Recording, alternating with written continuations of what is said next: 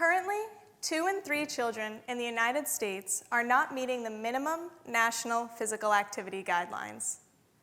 Not meeting these guidelines is associated with worse health outcomes, including cardiovascular health, bone health, and mental health.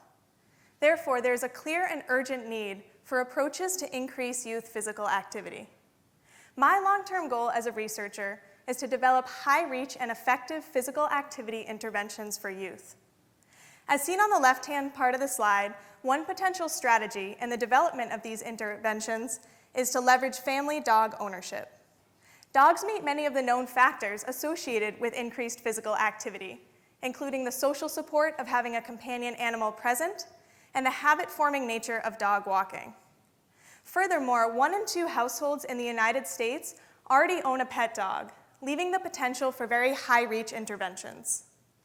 Before these interventions can be developed, however, we need research to understand how much physical activity children are actually receiving with their dogs.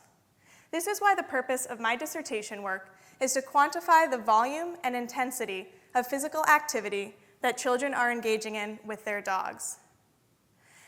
Since no prior research has attempted to quantify this, I conducted a pilot study to test novel measurement methods utilizing research-grade physical activity measurement devices known as accelerometers, as seen in the middle of the slide. These devices were equipped with a proximity feature that enabled me to measure not only just how much physical activity the children and dogs were engaged in, but how much of that physical activity they were engaged in together.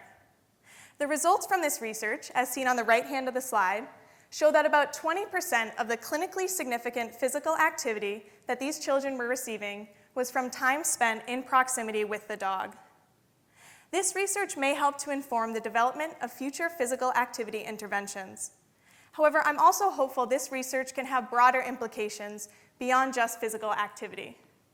If research can confirm that children are receiving clinically significant levels of physical activity with their dogs, then this may provide the rationale to increase access for children who cannot own a dog due to financial or rental restrictions. This may look like reducing barriers to dog ownership for families, such as by challenging rental restrictions, which research has shown can be racially discriminatory. Or this may look like increasing access to physical activity with dogs for non-dog owning children, such as through shelter dog walking programs or after-school programs. In summary, increasing our understanding of the physical activity that children and dogs are engaged in together may help address the youth physical inactivity crisis and disparities in youth physical activity and health. Thank you for listening.